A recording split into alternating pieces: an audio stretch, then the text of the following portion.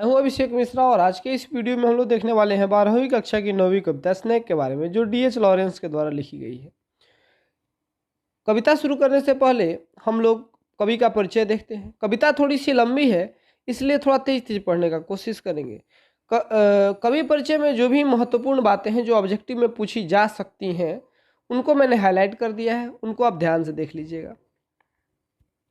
कवि का पूरा नाम डेविड हर्बर्ट लॉरेंस है, जिनका जन्म 1885 में हुआ था। 1930 में ये मर गए थे। David Herbert Lawrence poet, novel मतलब कवि, नोवेलिस्ट मतलब उपन्यासकार, शॉर्ट स्टोरी राइटर, छोटी कहानियों के लेखक एंड एसेइस्ट मतलब निबंधकार, grew up amid the strife between his genteel and educated mother and his coarse miner father. मतलब ग्रीव अप मतलब बड़े हुए, एमिड द स्ट्राइफ मतलब झगड़ों के बीच, between his genteel and educated mother अपनी नेक और पढ़ी लिखी माँ और हिज कोर्स माइनर फादर मतलब कोर्स कहते हैं भद्दा या कुरूप, माइनर मतलब खुदाई करने वाले लोगों को माइनर कहते हैं, फादर मतलब उनके पिताजी भद्दे थे तथा वो खुदाई करते थे। तो वो उन दोनों मतलब लेखक इन दोनों के झगड़ों के बीच बड़े हुए। As a youth in the Nottinghamshire mining village of Eastwood मतलब ईस्टवुड के नाइटिंगमशायर गांव में एक युवा के रूप में Lawrence resented the rough ways of his drunken father. Resented मतलब होता है छोड़ देना, अस्वीकार कर देना। लॉरेंस ने अपने पिता के गंदी आदतों को, बुरी आदतों को अस्वीकार कर दिया and adopted his mother's refined value of his own मतलब अपनी माँ के अच्छी आदतों को, रिफाइंड वैल्यूज कहेंगे शुद्ध आदतों या अच्छी आदतों को अपने अंदर शामिल कर लिया।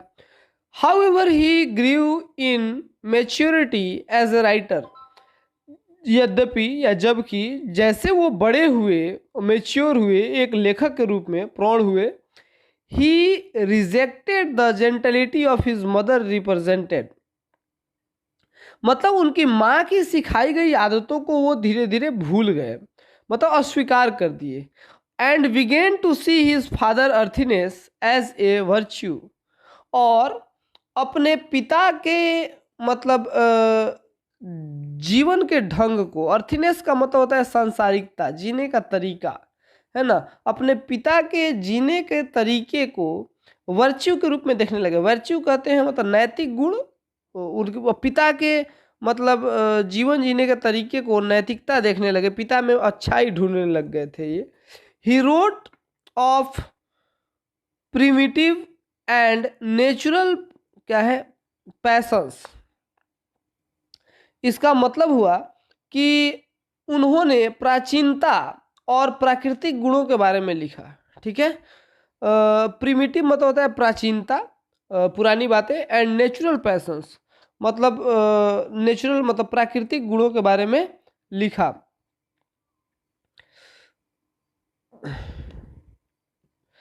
Trying to show instructive forces in man that might bring happiness और पुरुष के स्वाभाविक बल को दिखाने का प्रयास किया जो कि खुशी दे सकता है, जो मतलब हमें खुश कर सकता है। In his writing he emerge as the champion of instinct अपनी रचनाओं में वे इंस्टिक्ट मतलब स्वाभाविकता, वे स्वाभाविकता के चैंपियन के रूप में उभरे। His important works include a collection of poem 1909 मतलब उनकी महत्वपूर्ण रचनाएं हैं एक कलेक्शन ऑफ पोएम जो 1909 में लिखी गई, द वाइट पिकॉक जो 1911 में लिखी गई, द ट्रेस पासर मतलब जो 1912 में लिखी गई, सन्स एंड लवर्स जो 1913 में लिखी गई, द रेनबो जो 1915 में लिखी गई, प्लम्ड सरपेंट जो 1926 में लिखी गई, लेडी चार्टरलेज लवर जो 1926 में लिखी गई। In the present poem snake Lawrence exerts the value of primitive and primitive life and denounce the shames and artificialities of modern civilized life। इसका मतलब है in the present poem snake, मतलब प्रस्तुत कविता स्नेक में Lawrence exalts the values of primitive life. Lawrence ने प्राचीन प्राचीन जीवन, प्रीमिटिव लाइफ मतलब प्राचीन जीवन के वैल्यू, मूल्यों पर जोर दिया है। एग्जैल्ट्स मतलब जोर देना, जोर दिया है। और and denounced and shams and and artificialities of modern civilised life. और डिनाउंस्ड करते हैं मतलब बेकार बताते हैं किस चीज़ को, आर्टिफिशियलिटीज ऑफ मॉडर्न लाइफ, आधुनिक जीवन के मतलब कृत्रिम तरीके को, आधुनिक जीवन के कृत्रिम तरीके को वो झूठा और बेकार बताते हैं। आइए अब हम कविता की ओर चलते हैं। कविता में जो कठिन वर्ड है मैंने उनको हाईलाइट कर दिया, मैं उसका अलग से हिंदी बता दूंगा। शुरू करते हैं कविता। Snake come to my water trough, मतलब एक सांप मेरे पानी पीने के बर्तन के पास है। पानी पीने का बर्तन नहीं कहेंगे, कहीं ट्रॉफ, वाटर ट्रॉफ मतलब पानी का नाद कह सकते हैं आप। जो लोग जहाँ पानी जमा करते हैं, जहाँ हमारे इंडिया में तो पानी का बहुत, इंडिया नहीं बिहार में पानी का बहुत दिक्कत नहीं है। वहाँ चापाकल से जब जिसको जितनी आवश्यकता है उतनी पानी लोग निकाल लेते हैं। लेकिन कहीं कहीं जहाँ पानी का दिक्कत होता है वहाँ लोग पानी जमा करके रखते हैं। और वैसे ही कभी कहते हैं कि एक नाद में जैसे एक बड़ा सा बर्तन बनाए होंगे जिनमें इन्होंने पानी पीने के लिए जमा किया था, वहाँ एक सांप आ गया। A snake come to my water trough, एक सांप मेरे पानी के पात्र के पास आया, पानी के नाद के पास आया। ऑन ए हॉट डे, मतलब हॉट दो बार कभी क्यों लिखते हैं? हॉट मतलब बहुत ज़्यादा गर्मी थी, इसीलिए उसको बताते हैं एक बहुत ही गर्म दिन था। And I in pyjamas for the heat, और गर्मी के कारण मैं पजामा पहने हुए था। टू ड्रिंक देयर, और वहाँ पानी पीने गया। अब देखिए यहाँ कविता की खूबसूरती क्या है। टू ड्रिंक देयर, पता नहीं चल रहा है कि कभी पानी पीने गए या सांप पानी पीने गया, दोनों गए थे वहाँ पानी पीने। दूसरा पैराग्राफ है, स्टैंजा कहते हैं, कविता में स्टैंजा होता है, पैराग्राफ तो कहानी में होता है। In the deep strange scented shade of a great dark carob tree, मतलब कार्बो ट्री कहते हैं एक प्रकार का पेड़ होता है। और स्ट्रेंज सेंटेड मतलब विचित्र प्रकार की सुगंध है। स्ट्रेंज मतलब विचित्र और स्ट्रेंज सेंटेड मतलब सुगंधित। शेड उसके बाद है, उसका मतलब होता है छायेदार। और इन द डीप स्ट्रेंज सेंटेड मतलब एक बहुत गहरे विचित्र खुशबू वाले कार्बो ट्री के नीचे, ग्रेट डार्क कार्बो ट्री, बहुत बड़े है ना, बहुत घने कार्बो ट्री के छाया के नीचे। I came down the steps with my pitcher, pitcher मतलब होता है पानी पीने का बर्तन। मैं सीढ़ियों से नीचे आया अपने पानी पीने के बर्तन के साथ। And must stand and wait, यहाँ फिर दो बार लिखने का मतलब मैं इंतजार करता रहा काफ़ी देर तक इंतजार किए। For there he was at the trough before me, क्योंकि वो मुझसे पहले उस नाद के पास था। ट्रॉफ मतलब मैंने अभी कहा नाद होता है। थर्ड स्ट्रेंजा क्या कहता है? He reached down from a fissure in the earth wall in the gloom। Fissure का मतलब होता है दरार, और ग्लूम मतलब होता है आशाहीन या अंधकार आप कह सकते हैं। तो एंड ट्रेल्ड का मतलब होता है कि पीछे की ओर धकेलना या खींचना। स्लैकनेस का मतलब होता है ढीला ढाला। सॉफ्ट वेलिड का मतलब होता है, मतलब सॉफ्ट का मतलब तो आपको पता है कि नरम, और वेलिड मतलब पेट। और यहाँ थ्रॉट है एक हाईलाइटेड किया हुआ इस स्टैंजा में, तो थ्रॉट का मतलब होता है गला। तो इसके पूरे अर्थ को पढ़ते हैं। He reached down from a fissure in the earth wall in the gloom, वह मिट्टी के दीवार के एक दरार से आया था। And trailed his yellow brown slackness soft bellied down, और अपने पीले भूरे कोमल ढीले ढाले पेट को पीछे की ओर खींचा। Over the edge of a stone trough, उस पत्थर के ऊपर, है ना, and rested is his throat upon the stone bottom, और अपना गला पत्थर के नीचे कर लिया, अपना जो गला था वो पत्थर के नीचे कर लिया। फोर्थ फोर्थ स्टेंजा देख, and where the water had dripped from the tap, और जहां पानी नल से टपक रहा था, ए स्मॉल क्लियरेंस, धीरे धीरे, है ना, मतलब धीरे धीरे जहां पानी नल से टपक रहा था, he sipped with his straight mouth, वह उस पानी को अपना गर्दन सीधा करके या अपना मुंह सीधा करके पीने लगा। सिप्ड मतलब होता है जैसे हम चाय को सिप करते हैं, पानी को ड्रिंक करते हैं, मतलब चुस्की ले लेके धीरे धीरे जिसको पीते हैं उसको सिप कहते हैं। तो softly drank through his state gums into his slack long body silently, और चुपचाप उस पानी को अपने सीधे लंबे शरीर में भेज रहा था। Someone was before me at my water trough, और मुझसे पहले मेरे पानी के नाद के पास कोई खड़ा था।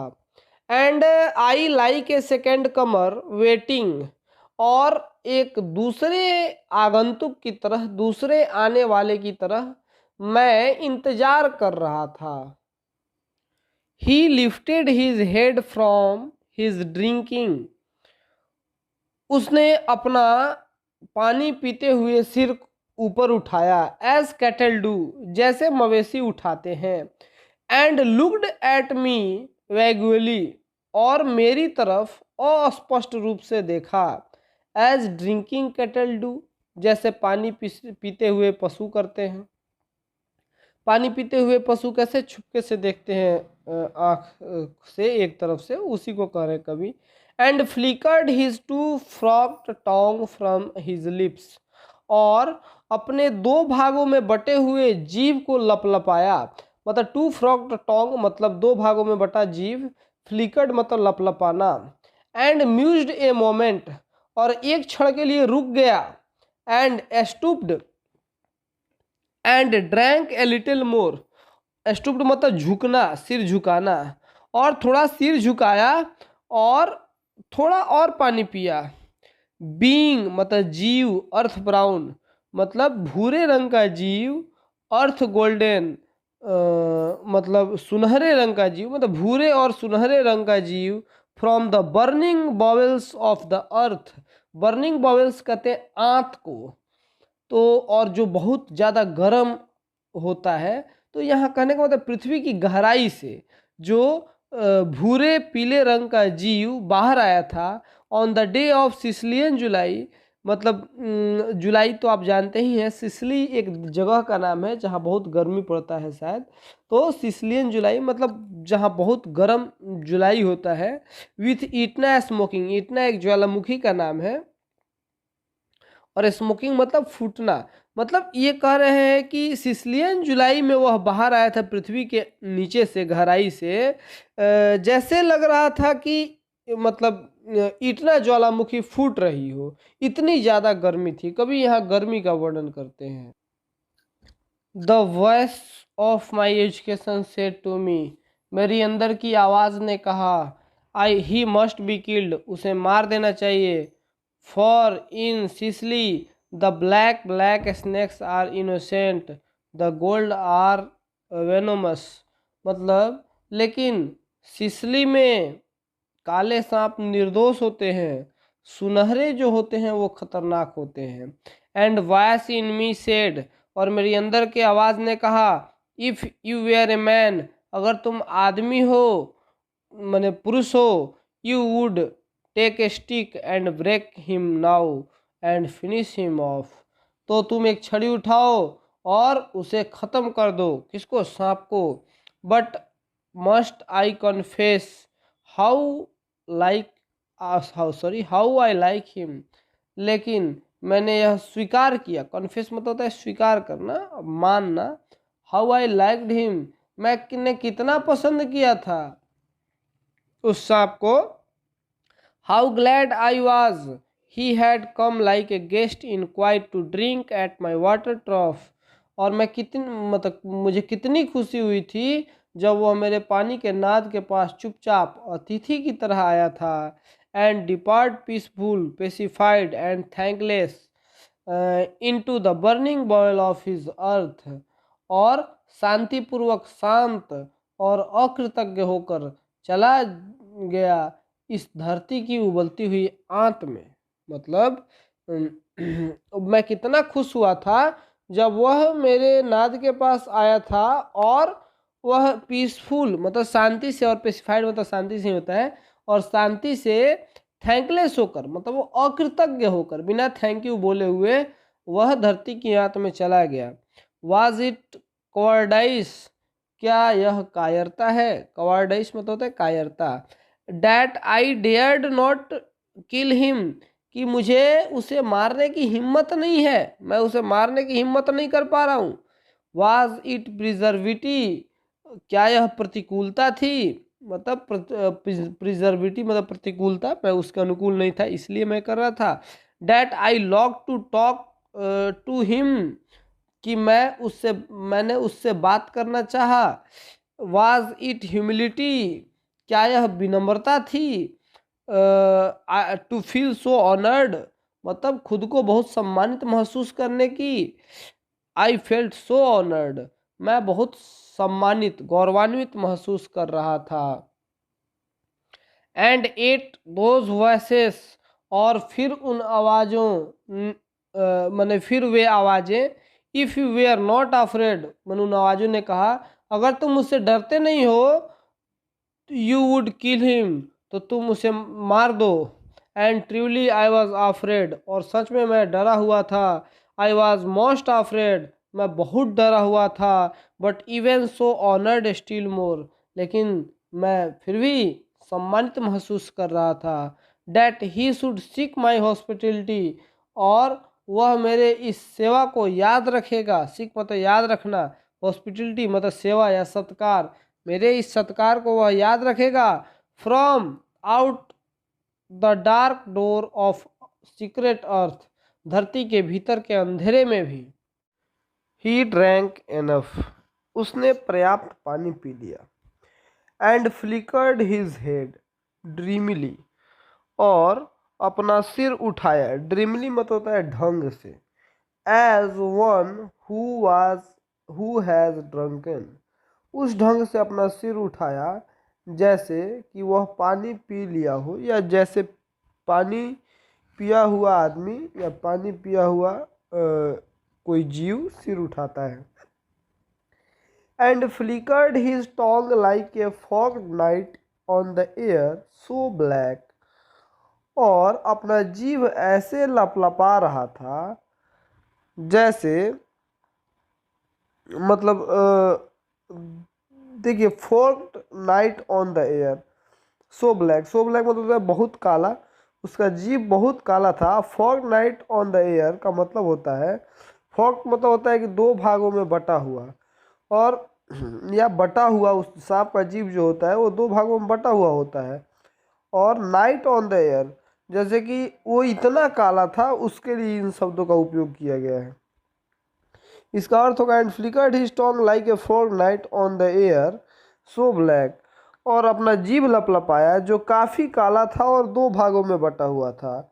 Seeming to lick his lips, और मतलब सीमिंग मतलब होता है ऐसा महसूस हो रहा था या लग रहा था वो अपने होठ चाट रहा हो। लिक मतलब चाटना और लिप्स माने होठ।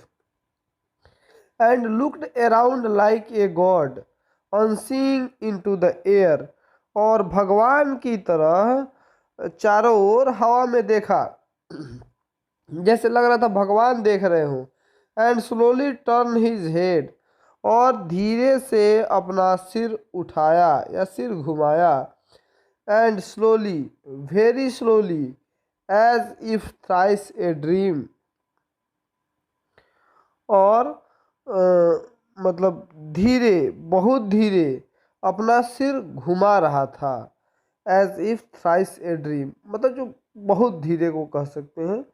और proceeded to draw his slow length curving round, मतलब और धी मतलब और आगे बढ़ते हुए अपने लंबे मुड़े हुए शरीर को, मतलब प्रोसीडेड मतलब ऐसे कर रहा था, to draw his slow length, अपने स्लो लेंथ कर्विंग राउंड, धीरे धीरे अपने लंबे मुड़े हुए शरीर को खींचना शुरू किया।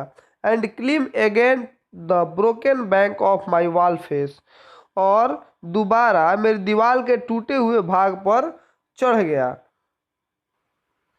And as he put his head into the dreadful hole, और जैसे उसने अपना गर्दन उस भयानक छेद में घुसाया, and he slowly drew up, और मतलब स्नैक ईजिंग हिज शोल्डर्स, मतलब और धीरे धीरे अपना कंधा खींचकर, मतलब धीरे धीरे अपना कंधा खींचकर, एंड इंटर फर्दर, और उस मतलब छेद में घुस गया।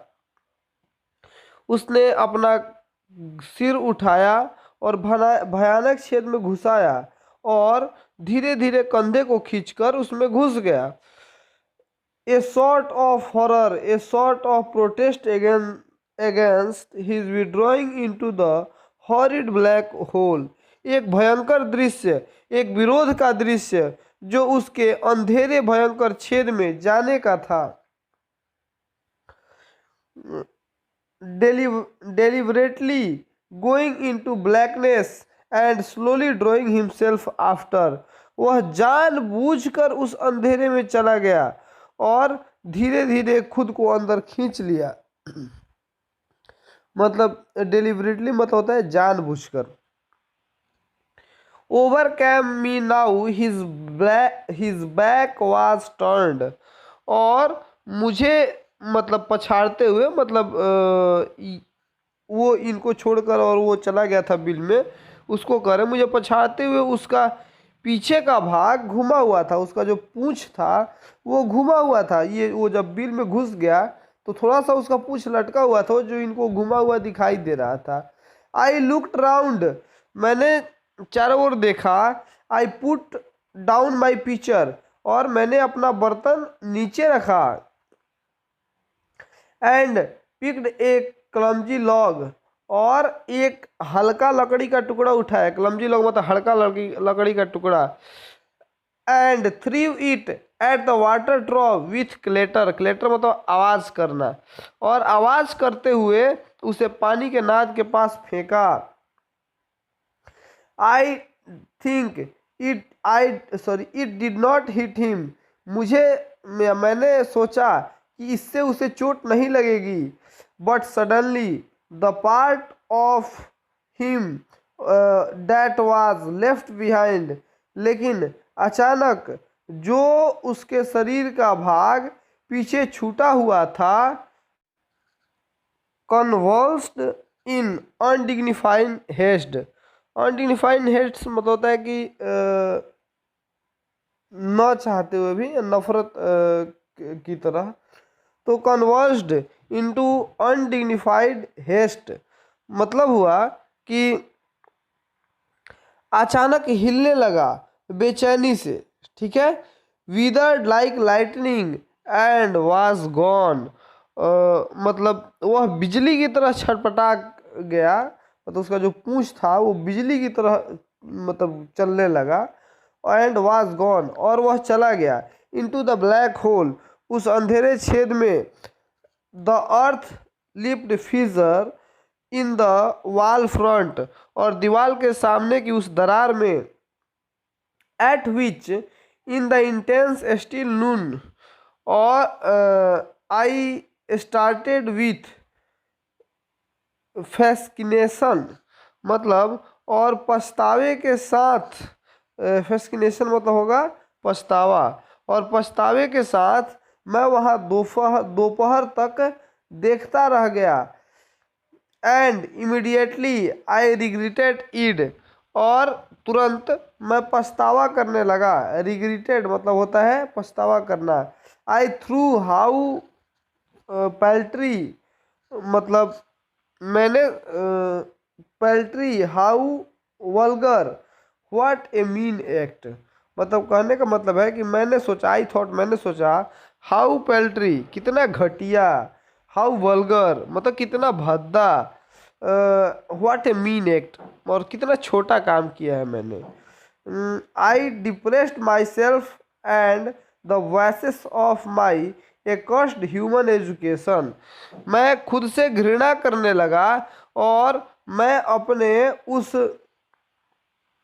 आवाज को कोसने लगा, जो मतलब उनका मानवीय आवाज अंदर से आ रहा था उसको ये कोसने लगे। एंड आई थॉट ऑफ एल्स्ट्रॉस, और मैंने एल्स्ट्रॉस के बारे में सोचा। एल्स्ट्रॉस एक प्रकार का पक्षी था जो एक कथा का हिस्सा था, जिसको किसी ने तीर से मार दिया था और बाद में वह फिर से जिंदा हो गया था। तो कभी भी सोच रहे हैं कि काश वैसे ये सांप भी जिंदा हो जाए।